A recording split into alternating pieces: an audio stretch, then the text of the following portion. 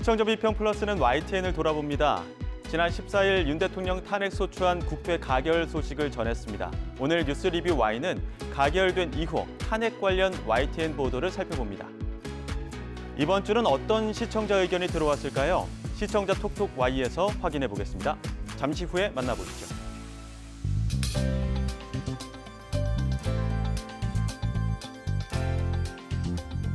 여러분 안녕하십니까? 박석원입니다.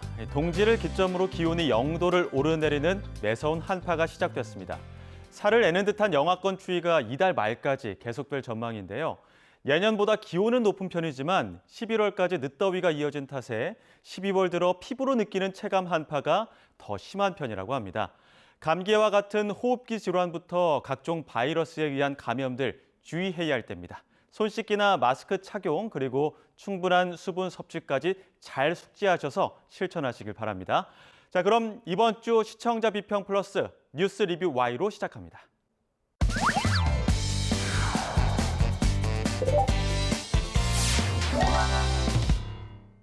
네, 세 분 어서 오십시오. 안녕하십니까?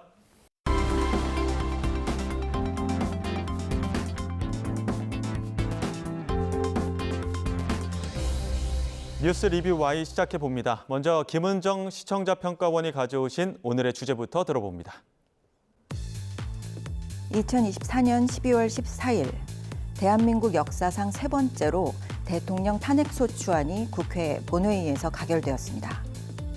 상황이 급변하고 불확실성이 커질수록 어느 때보다 많은 시민들이 공신력 있는 언론의 보도와 해설을 찾았습니다.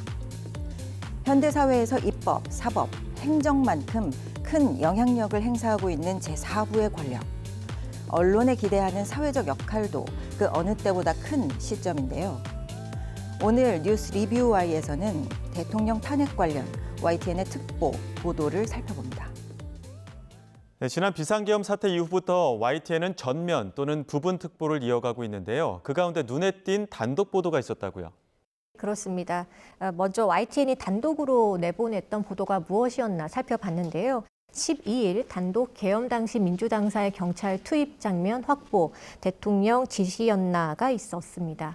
3일 비상계엄 포고령이 내려진 직후에 경찰 수십 명이 민주당 당사에 30여 분 머물렀다는 CCTV 화면을 확보해서 내보낸 것인데요. 같은 시각 국민의힘 당사에는 경찰이 출동하지 않았던 것과 비교가 됐습니다. 또 15일 단독 수방사 특임대 계엄 30분 전 비상 소집 사령관 미리 알았나 보도가 있었는데요. 계엄 당일 국회에 투입된 수도방위 사령부 특임대대가 이 비상계엄 선포 30분 전부터 비상 소집한 사실이 파악됐다는 내용이었습니다. 이진우 수방사령관은 YTN을 틀어놓고 있다가 대통령의 긴급 담화를 받다고 이야기했었는데요. 이미 계엄 선포 30분 전에 비상 소집했었다라는 사실을 파악했다는 내용입니다. 수방사 간부들이 계엄을 사전에 파악해 조직적으로 움직였을 가능성이 제기되는 대목입니다. 긴박했던 시기, 또 사안의 중요성, 긴급성을 고려하면서 이 문제적 진실에 더 다가가기 위한 보도의 노력이 필요했던 시기였다는 생각입니다. 보다 중요한 사실이 단독 보도로 밝혀지게 된 건데, 자, 지난 토요일 탄핵소추안이 넘어온 직후부터 특보 체제로 전환해서 실시간 보도를 이어가고 있습니다. 관련 보도는 어땠는지 살펴볼까요? 2024년 12월 14일 YTN은 오전부터 윤석열 대통령에 대한 탄핵 표결을 집중 조명하는 뉴스 특보를 반영했습니다. 저도 오전부터 종일 YTN 뉴스 특보를 틀어놓고 예의주시했는데요. 이날은 지난주 특보 방송과 마찬가지로 광고도 없이 각 지에 나가 있는 기자들을 연결해서 실시간으로 속보를 전해주었습니다. 스튜디오에는 전문 패널이 출연해서 진행 상황과 방금 들어온 소식을 해설해 주었고요. YTN 뉴스 특보 체제를 지켜보다가 몇 가지 장점을 발견했습니다. 첫 번째, 특보 체제 방송을 보며 발견한 장점은 시시각각 변화하는 상황에 대한 실시간 정보 전달입니다. 특히 이날은 국회 본회의장, 각 정당 의원 총회 장소, 대통령실, 또 관저, 그리고 시민 집회가 열리고 있는 여의도와 광화문에 취재진이 나가 있었는데요. 변화가 감지될 때마다 현장을 실시간으로 연결해서 현장감 있는 뉴스를 제공했습니다. 시청자들은 새로운 소식이 들어올 때마다 지속적으로 최신 정보를 업데이트하면서 상황을 다각도로 이해하고 판단할 수 있었습니다. 특보 체제 방송에서 발견한 두 번째 강점은 전문 패널의 다각적 해설입니다.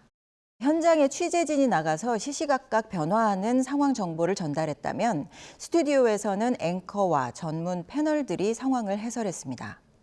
패널로는 법조계 인사, 시사평론가, 정치인 등등이 출연했는데요.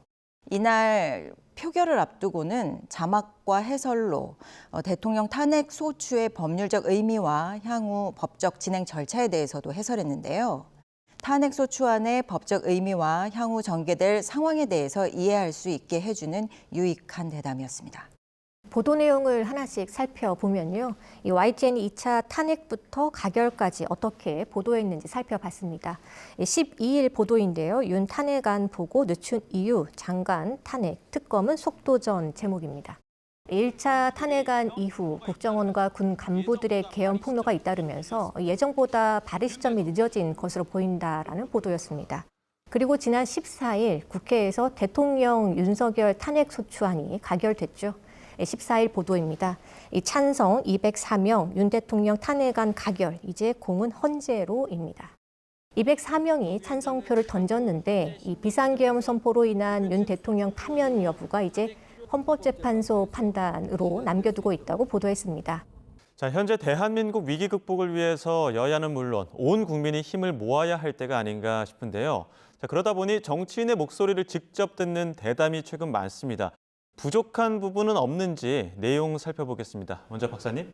앞서서 평가원님께서 이 특보 체제의 장점으로 언급해 주셨는데요. 정치인이 출연한 대담이 많았습니다. 관련 내용을 살펴보면요. 16일 대담입니다.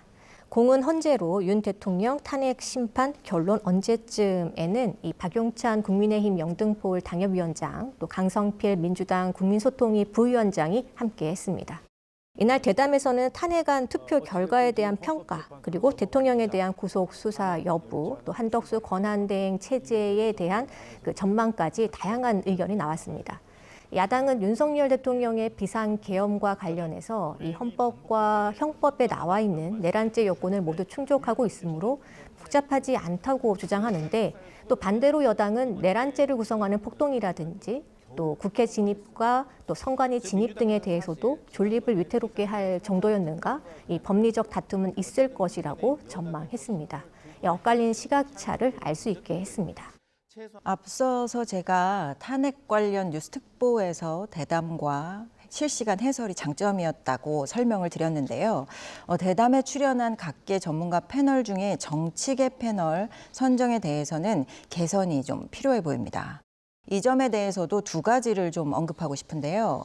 먼저 사안의 특수성을 고려하면 진영을 대표하는 정치 패널 선정 자체가 적절치 않다는 것입니다. 탄핵안은 법적, 헌법적 절차를 바탕으로 진행되기 때문에 법률 전문가의 심도 깊은 해설이 더 필요합니다. 이때 정치 패널이 해설을 맡으면 법적 쟁점보다는 정치적인 이해관계에 집중될 수 있습니다. 방송통신심의에 의한 규정 제10호 2항에는 이렇게 명시하고 있습니다. 방송에서 해설이나 논평을 할 경우에는 사실의 설명과 개인의 견해를 명확히 구분해야 하며 해설자 또는 논평자의 이름을 밝혀야 한다. 대통령 탄핵소추안이 가결되었어도 헌법재판소의 결정이 있기 전까지 이 사건은 재판과 수사가 진행 중인 사안입니다. 정치 패널은 특정 정당이나 이념에 가까운 입장을 가지고 있습니다.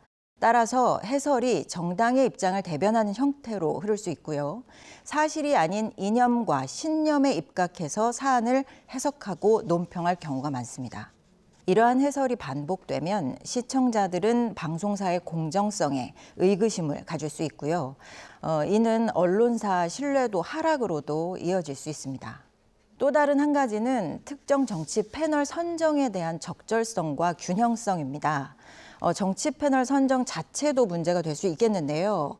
특정 정치 패널의 반복 출연과 그 출연자가 해당 정치 진영을 대표할 수 있는가, 이 문제도 신중한 검토가 필요해 보입니다.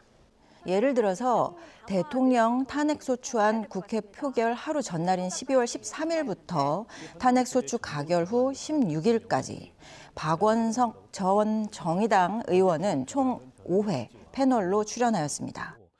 박원석 전 의원의 상대편 패널로는 각각 최수영 20대 대통령직 인수위 전문위원, 정오김 전 새누리당 의원, 김기흥 전 대통령실 부대변인, 이준우 국민의힘 미디어특위위원이 각각 출연했습니다.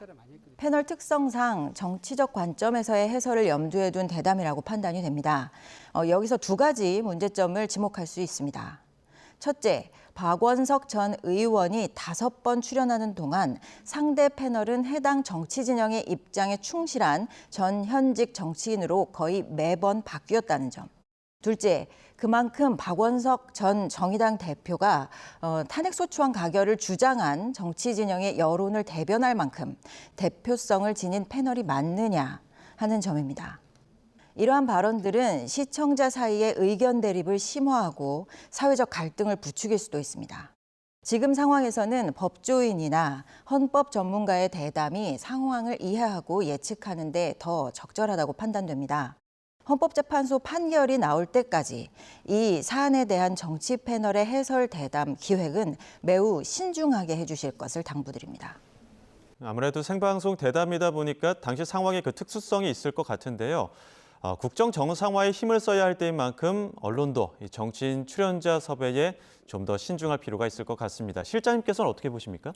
과거에는 뉴스 시간에 이렇게 뭐 정치인이나 패널이 나와서 토론하는 그런 그 경우가 거의 없었습니다. 그런데 지난 2012년 대통령 선거를 계기로 종합 편성 채널에서 뭐 시사 대담 프로그램 이런 것들이 시작이 됐거든요. 그 속사정을 보면 당시에 종편들이 뭐 제작비도 얼마 없고 인력도 적어서 사실은 그 긴 뉴스 시간을 때울 수가 없기 때문에 이제 패널들을 부르기 시작했는데요. 또 하나의 목적은 당시에 종편들이 대개 보수 성향을 갖고 있었는데 이 성향을 패널들을 통해서 이렇게 대변해낼 수 있는 이런 창구로 활용을 했죠.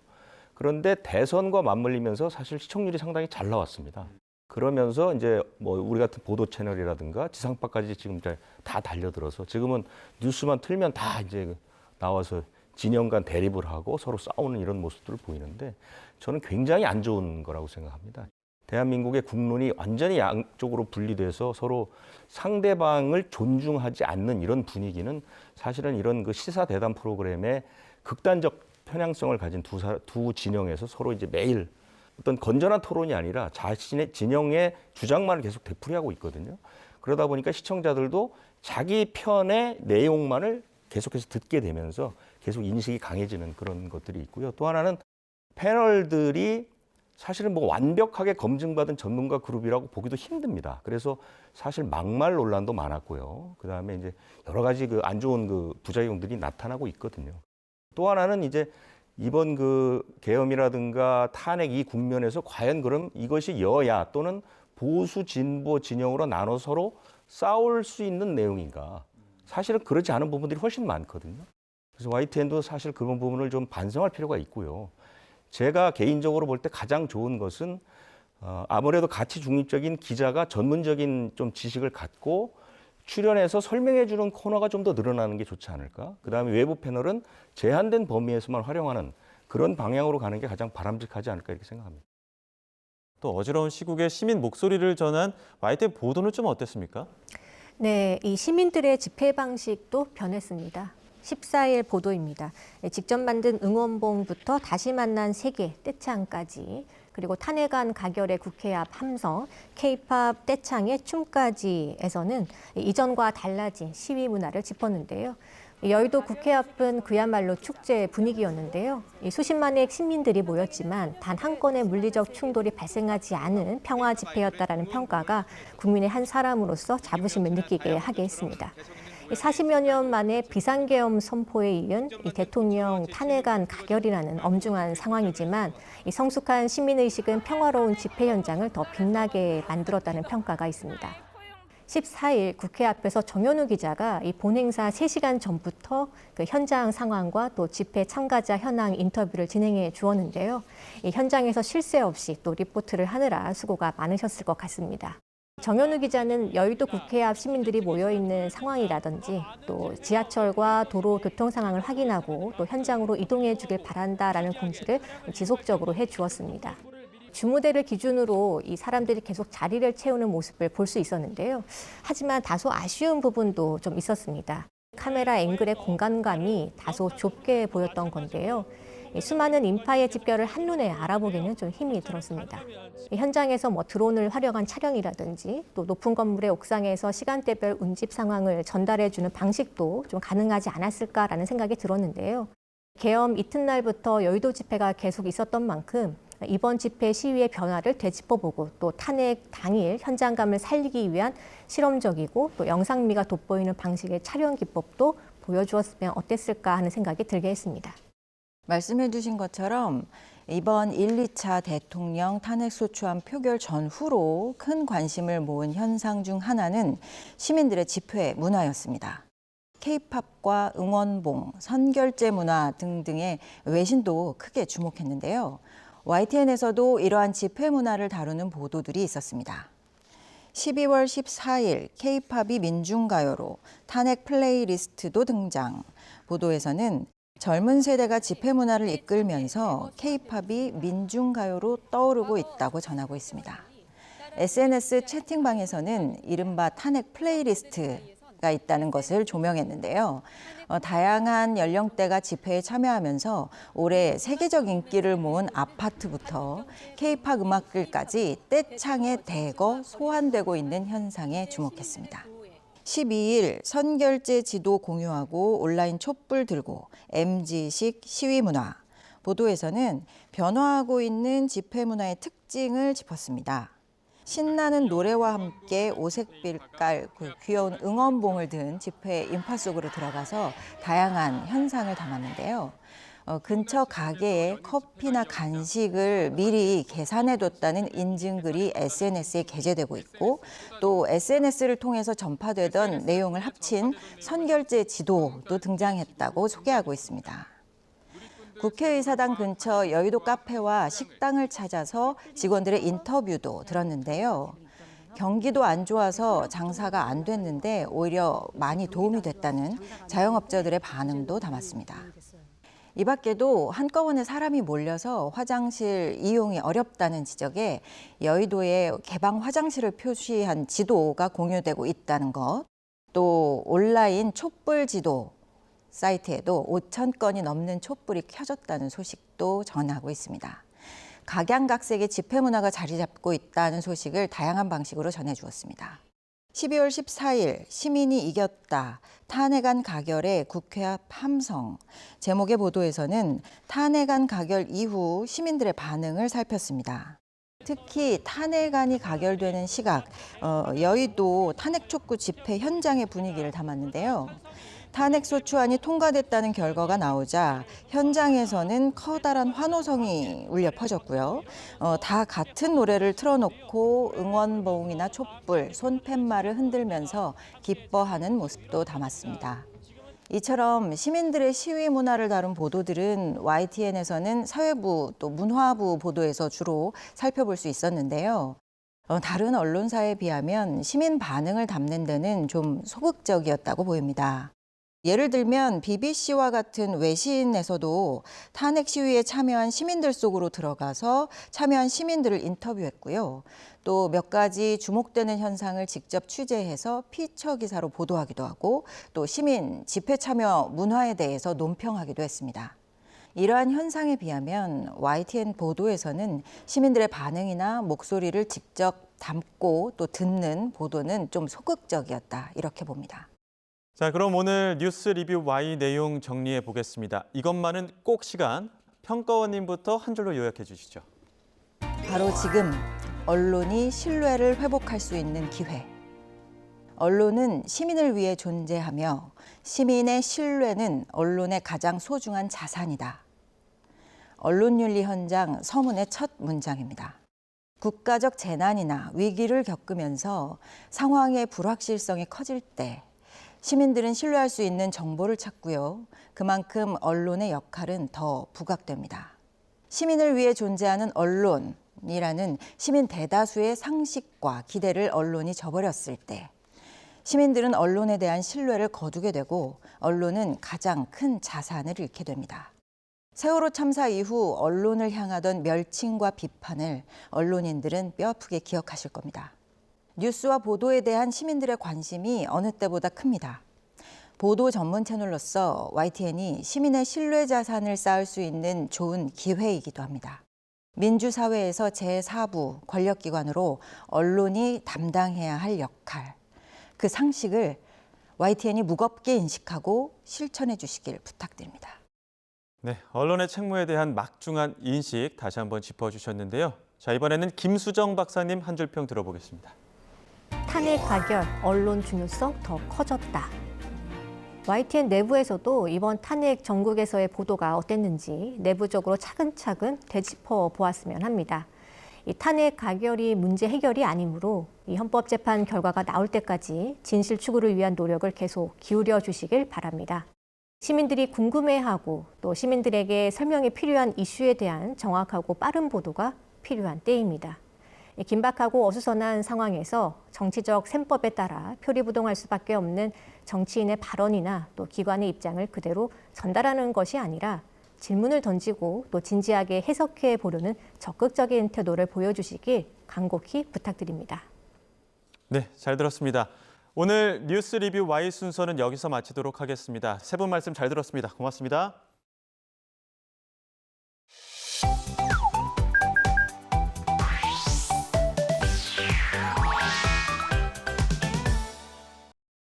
YTN을 향한 시청자 의견이라면 모두 귀 기울여 듣고 답하는 시청자 톡톡 Y 시간입니다. 오늘 주목한 시청자 의견을 AI 앵커 Y구가 소개해드립니다. 지금 바로 만나보시죠. 안녕하세요. AI 앵커 Y구입니다. 오늘의 첫 번째 주제는 메탄올술에 대한 시청자 의견을 들어봤습니다. 자세한 내용 지금 바로 보시죠.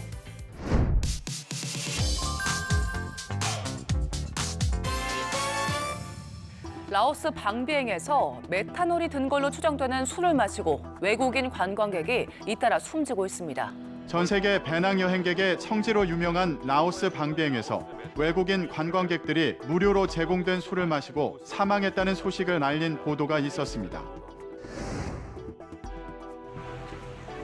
라오스의 유명 관광지 방비행의 한 호스텔.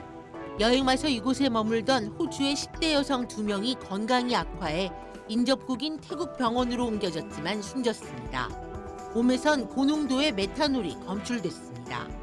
관광객들이 메탄올이 든 것으로 추정되는 술을 마시고 있다라 사망해 우리나라 관광객 또한 주의가 필요함을 알린 보도였는데요. 라오스 방비행에서 외국인 관광객들이 술을 마시고 사망했다는 보도였는데 관련해 메탄올이 든 술에 대해 주의할 점을 친절하고 구체적으로 안내할 필요가 있었겠다는 시청자 의견이 있었습니다.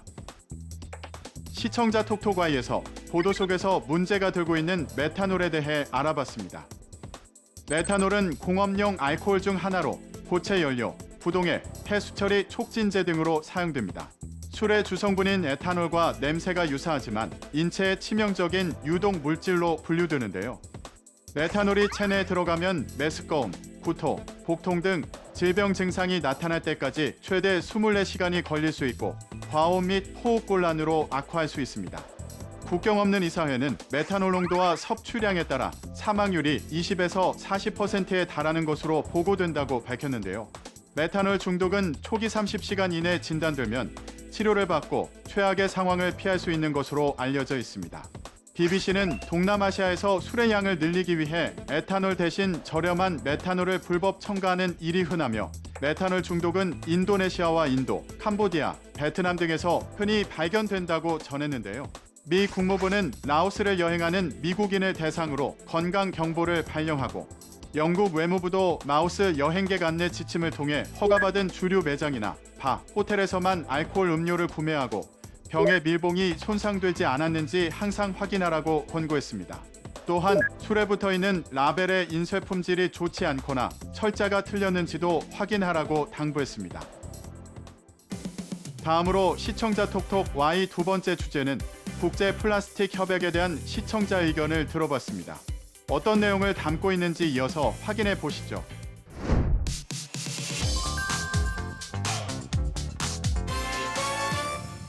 국제 플라스틱 협약 체결을 위한 정부 간 협상위원회가 내일부터 열립니다. 지난달 부산에서 열린 정부 간 협상위원회에 대해 개최 전 어떤 논의가 오갈지 짚어본 미포트가 있었습니다.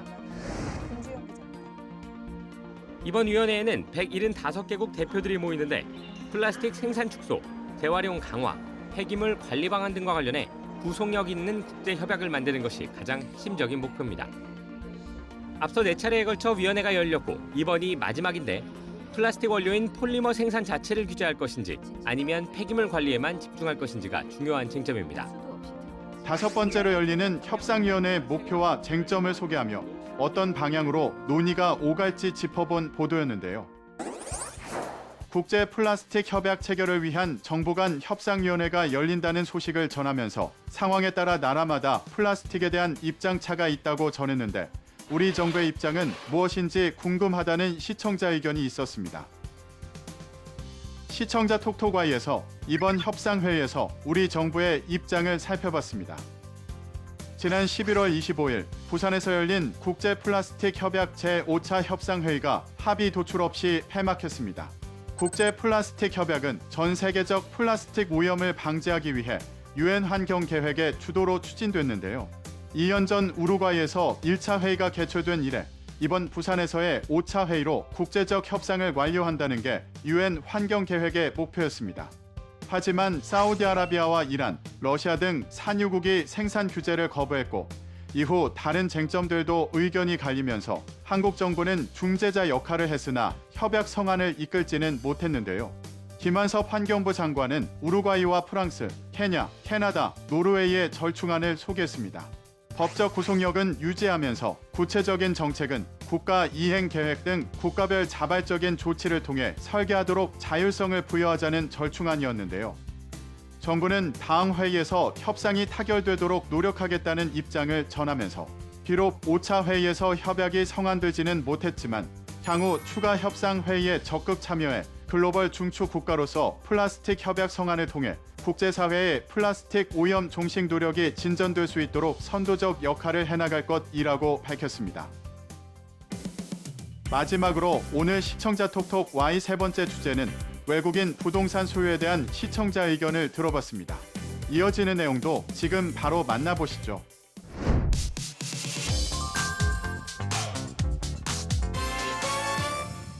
집은 중국인, 땅은 미국인. 우리나라 땅과 집을 사들이는 외국인들이 많네요. 예, 그렇습니다. 예. 우리나라의 부동산을 외국인이 사들이는 추세가 점점 더 늘어나고 있다는 소식을 알린 경제 보도가 있었습니다. 우리나라 땅을 소유한 외국인을 국적별로 보면 미국이 53.3%로 가장 많고 중국과 유럽, 일본 순으로 나타났습니다. 국내 집 소유 외국인을 국적별로 보면 중국이 55.5%, 미국이 22.5%, 그다음이 캐나다, 타이완, 호주 등의 순으로 나타났습니다. 보도에서 구체적인 수치와 함께 어떤 지역에 어느 국적 사람이 부동산을 소유하고 있는지 등을 자세히 알아봤는데요. 우리나라의 외국인 소유 부동산 중 절반 이상이 중국인이라는 점 등을 알린 보도였는데 관련해 과거 캐나다에서 중국인들의 부동산 소유로 인한 문제 등 해외 사례를 살펴보면 좋겠다는 시청자 의견이 있었습니다. 외국인의 부동산 소유와 관련해 함께 살펴보면 좋은 정보를 시청자 톡톡 Y에서 살펴봅니다. 지난 2016년 중국인들이 캐나다 부동산을 마구 사들이면서 현지 부동산 중개업체는 매물이 없어 못 팔 정도였다고 합니다. 캐나다 부동산 시장은 중국인들의 수요 급증으로 최고가 기록을 연일 경신하고 밴쿠버 같은 대도시에서 집값이 수백만 달러를 호가했는데요. 이 영향으로 밴쿠버 일대를 중심으로 수년간 부동산 가격이 폭등, 주택 취득난이 심화하자 캐나다 정부는 주요 원인으로 외국 자본, 특히 중국 투기 수요를 지목하고 지난 2016년 8월부터 외국인을 대상으로 15%의 특별 부동산 취득세를 부과해 왔습니다. 이후 2018년에는 외국인 부동산 취득세를 15%에서 20%로 전격 인상했는데요. 이뿐만 아니라 가파른 집값 상승에 대응한다는 명목으로 2023년 1월부터 외국인의 캐나다 내 주택 구매를 제한하는 조치를 시행하기도 했습니다.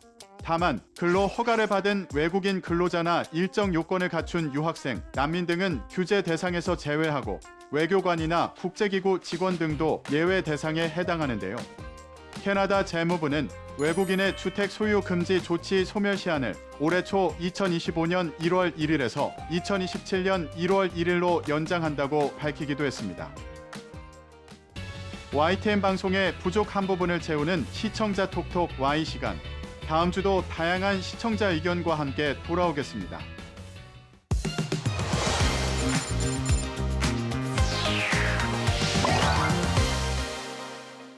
시청자 목소리로 YTN을 되돌아봅니다. 방송에 대한 여러 의견들 SNS와 홈페이지를 통해 남겨주시고요. 시청자 비평 플러스는 다음 주 더 새로운 의견으로 돌아오겠습니다. 시청해주신 여러분 고맙습니다.